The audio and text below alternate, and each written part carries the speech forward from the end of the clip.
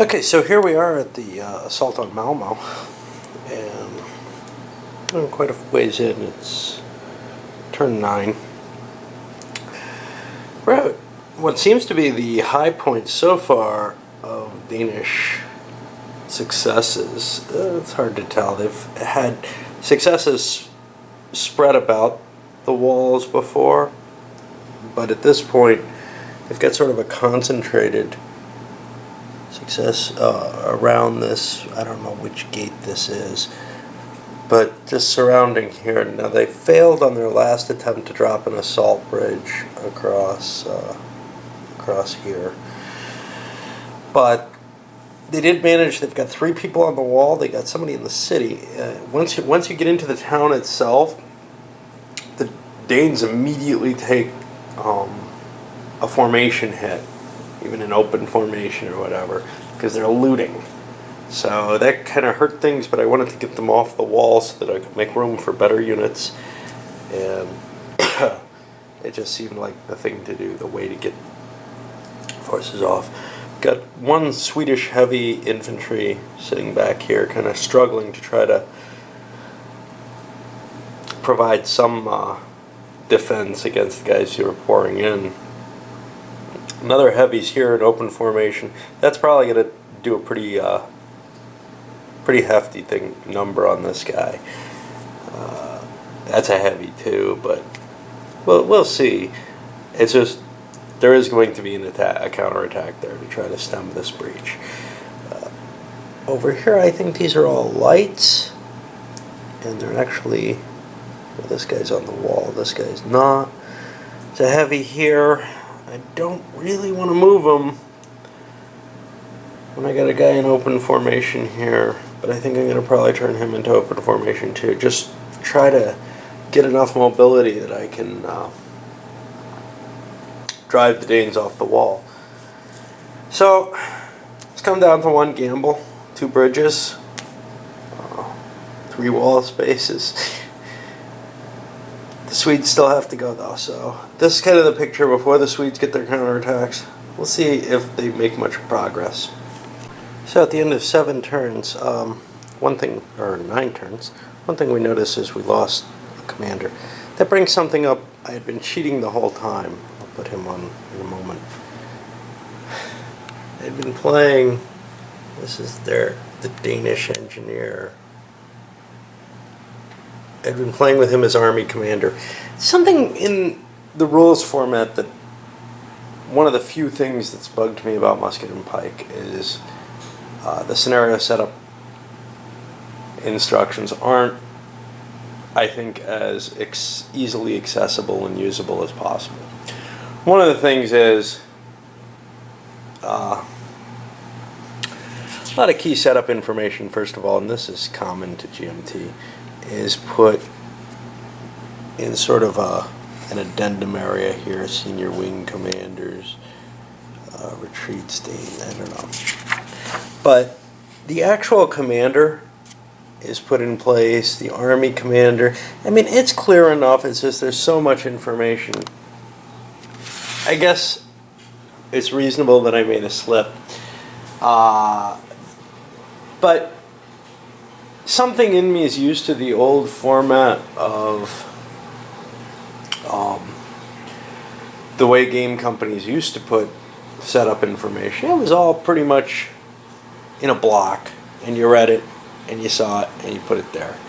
And with all this, there's so much historical information in here, and it's lovely that it's in there, and I don't know a better way to get it in, but it does interfere with this setup.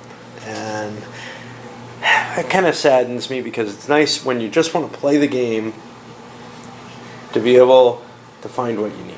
And in this case, all that extra text, etc., made it hard to find what I needed to play the game. Anyway, I don't rank it as a bad thing. I think it's what made the game, made the Danes capable of getting as far as they have. Let's look at what happened. So that big heavy Swedish unit did attack. Now it's smaller and weaker looking than the, those aren't even Danes, I don't know what they are, Gardeners, God. Anyway, we'll call them Danes. It's smaller and weaker than those forces were, but it's got very high morale. It was in better formation, and it netted out a +1. And they didn't even salvo fire. They could have gotten that up to +2 if they'd been clever. With a +1, it seemed worth taking the risk because I've got more troops coming down the wall. This isn't as important to me right now as the breakthrough over on the other side for whatever reason, just because there's so much over in the fortress. They're not going to get much further, and expanding it over here into this bastion would be very bad, I think. So, going to the old combat chart, I don't remember what we got. It wasn't too huge. It was like a defender morale shaken. It may have been a morale broken. It was a 2-hex retreat they could not make. That's simple. They just could not retreat. And so what happens? Well, they rolled on the unable to retreat table and were destroyed. And the 2 leaders with them, putting them in the box up here. So that's going to weaken the Danes' ability to do anything effective here a great deal, as well as reducing the amount of property that they have on the wall. Alright, well, we'll go on to turn 10 and I'll figure out where to put him. Well, the fight for that front gate is really kind of swinging back and forth. The Danes have gained a lot of momentum here at this point. They've swung down to here now. That's still that heavy unit here, but they drove it back a little bit. They're in the town still. This is the gate itself. But this unit from the center wing has managed to crash through a couple of lights and is capturing that bastion. Granvillier's command didn't push as hard as I had hoped, so it wasn't able to get a lot of ground after that one advantage. But the center wing definitely did a great job. Actually, it's the left wing that did the damage in pushing this through. Granvillier just stalled after his failure. The far right wing, Meldrum, is now in command. He's up on the Ravelin at this point. It's a heavy unit, so he can't just run through here. Stacking isn't a problem. It's the movement point cost to cross here. Costs 2 for the gate, and another 1 for the bridge is 3. He can't get out of the hex, so he can't keep going. So there is definitely a roadblock again. When I'm moving those heavy units, even in open order or whatever, they have a hard time actually taking the wall. The light units, the big light units at least, are a little better at that, but they're worse in combat. So, it's a trade-off. Anyway, everything's in charge now on the Danish side. I've yet to do the Swedish response. We'll see if they can get any of that ground back, because this is, they say it looks bad for the Danes. Now, looks like they're actually getting a pretty good foothold. There's not a lot of time left. I don't know what it means if they end up holding one bastion and a gate. I think that's enough they can win even with these losses, but I'm not sure. Those losses look like a lot. So at the end of 10, well, the Swedes were unable to get into a charge order, so they couldn't really try to repulse very heavily. The only attack they made was a light unit here, the +1 bonus. It ran somewhere. It ran off the map. Didn't have anywhere it could retreat to. It would either retreat directly in front of the enemy, or could only go 1 hex back, or into another formation, neither of which was allowed. So it checked on the unable to retreat table, and I guess they dove into the moat or something. Perhaps an unwise attack. With slight advantage, though, it would have if they had succeeded, it would have opened up a great benefit.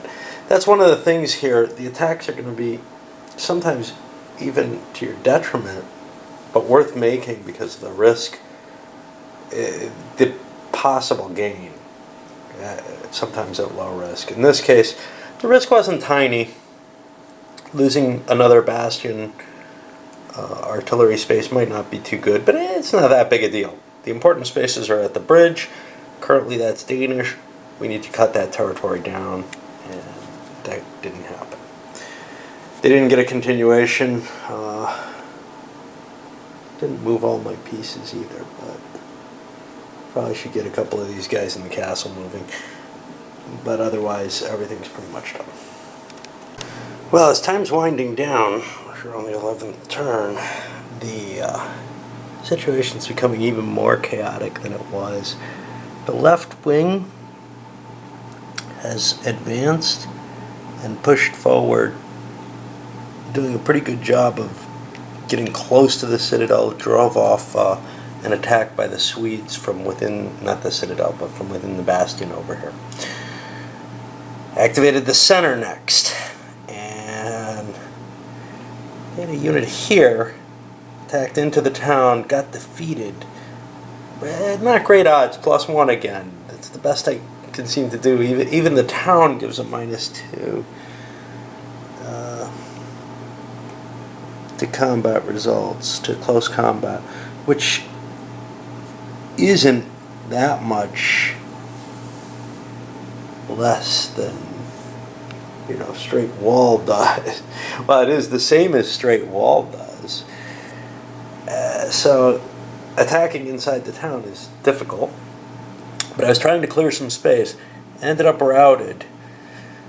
That ended up pulling this unit back onto the wall. The Swedes got the wall from that attack. They managed to drop the center after getting an amazing number of... there's a -1 on the continuation rolls on this one, so it's really unlikely that I get a full boat of them. Anyway, they dropped into receive charge as well, which is not an easy thing to do, and formed up these guys, rallied these from routed. Some of their other guys are kind of stuck, unable to do anything. They just can't get through the press in order to get into command. So things are really chaotic down there. Now, I've still got 2 wings left. I've still got Gardavilla's old wing, which has nowhere to go. I guess I could cross and drop into the town there. That's probably the best I can do. And I have Meldrum's right wing,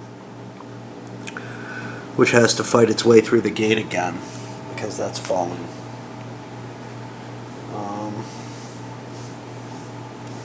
So that's the last Danish action. First, looking over here at the Gardeville wing, I was unable to do anything with them in the charge. There were too many units in the way. This one was not the unit. It was also, even a heavy unit couldn't have moved across the bridge onto the wall and kept going. So, jumped down to receive charge, got a lucky roll there actually, and brought some of my formations into better shape. Those guys are not going to get involved in the battle, I would guess, with 1 turn left, but that's what I would do. Alright, over on the right wing, which was located over here to begin with and is kind of tracing back from there, all they really could do was attack straight at the gate. They fired an opening salvo, didn't do anything, got casualties back at them, but they ended up destroying the unit that was defending the gates with the attack across the bridge. And that's pretty rare. It was a lucky shot. Really lucky shot. I think they cheated. Anyway, it would have been a morale broken anyhow. But they made it across, and then they ran out of continuations, and we're going to see whether the Swedes have any response they can really make to this. But as it stands right now, it really looks like the Danes are going to hold that central area. So the Swedes chose to go into charge formation and succeeded. But the only thing they got off was an attack down here in the bastion, and that was defeated. They had heavies against lights, but they got driven off, and the lights advanced and are now adjacent to other lights.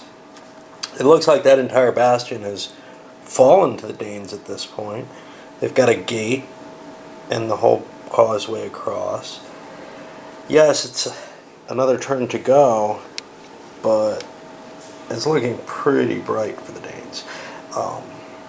The only thing... So you might ask, well, why did you do a charge? Especially with only one unit that could attack and you have a lot of stuff that needs to be recovered. Well, my feeling was the Swedes absolutely had to take back the territory they've lost. I may be wrong about the victory points here. I'm not the kind of person who calculates that kind of stuff out. But letting the Danes maintain the holding they had seemed unacceptable. So a last-ditch charge was warranted, even if it wasn't much of one. I'm not sure it's what I would do if there wasn't a turn cut off. What happens? You know, does this fortress surrender? Is it about at that point? These are the kind of things I don't like about fixed endings to scenarios. Daylight's coming up. Do the Danes have to leave? You know, that doesn't make sense. Not if they have most of the wall, or a big hunk of the wall. So, to me it feels like this scenario should continue on from the point that it's at, until some key event, and whether that's the fortress falling, or which probably can't happen, or driving the Swedes into the fortress and, you know, having the control of the town, whatever it may be, until there's some key event, I don't see any reason why this battle would stop. And it's kind of disturbing to see an end of this nature, and it forced me to do something I would not have done otherwise. There's no way the Swedes would charge, except for the fact that victory points are based on the position at the end of this turn. So the Danes tried to advance with Meldrum's right corps, and they kind of hit a roadblock there. Then the Swedes got to go next because they were still in charge, and they switched immediately to receive charge. I rolled through. They got one activity, rallied some of their stuff, made a couple of attacks, some of which were kind of valuable. This one came... Oh no, this one failed. They made an attack against the wall here. Now the back side of the wall is pretty indefensible, but these units of the left corps, of the left wing, came stumbling down after them, chasing them back here. Ran into some fire, but, well, this is actually Cav. Some potential fire, but none of it could do anything. Over here, the Swedes succeeded in driving a larger but fairly damaged light unit back. Along the other sides of the wall, they can't really attack. Those are heavies in place, I believe, there, and I'm not sure about this one. And they can't really launch attacks.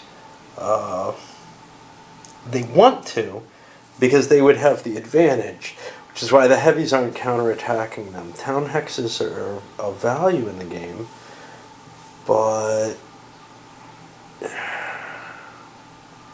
actually making those attacks looks really risky at this point. Well, that's the end. The Danes hold a grand total of these two hexes. I'm going to say I believe they control this. I'm not sure otherwise. They have the Ravelin. The Ravelin. That's it. I don't know if it's enough. There's a lot of dead Danish heavies in there.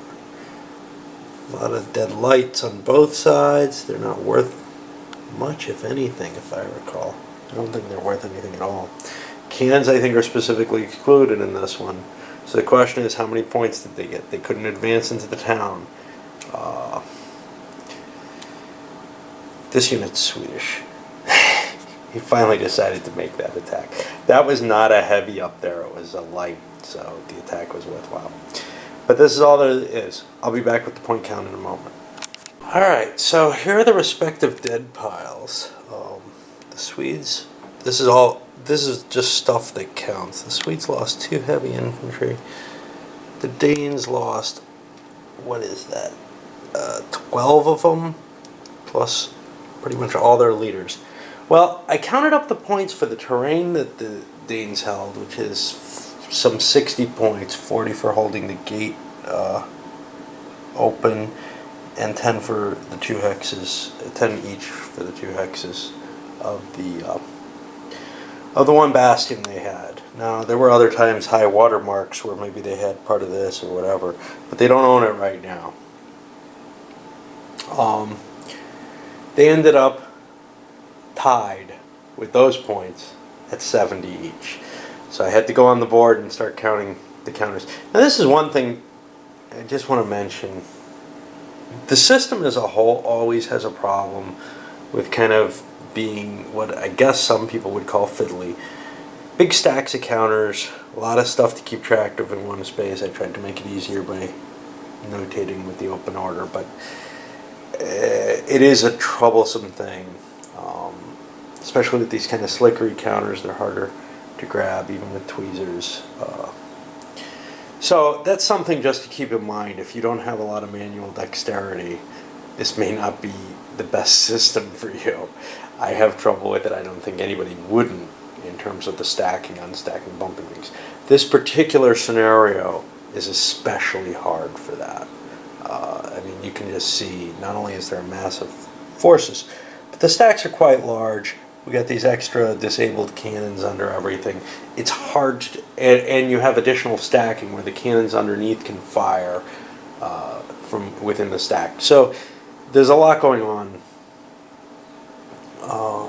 to make it more difficult, and that's just something to keep in mind. I like it. I think having an assault is worth that cost, but I could see where it gets on some people's nerves. Okay, so anyway, we're at 70 points each. So I count up what's on the board. Well, the Swedes only had 1 casualty that wasn't accounted for that counted points, whereas the Danes had some 11, basically pot shots that had been taken off the wall. That's a 10-point swing towards the Swedes. When we look on the chart, that ends up as a marginal Swedish victory. It looked like the Danes were winning this one. I think they're going to get the city. I think given time they would get the city, but it's obviously at exceedingly high costs. Alright, I'm going to send this one up to you, and I think the next one, is going to be Fellowship of the Ring. I promised that to a couple of people, and then we'll go back, of course, to the series. I don't want to play one after the other of that. For whatever reason right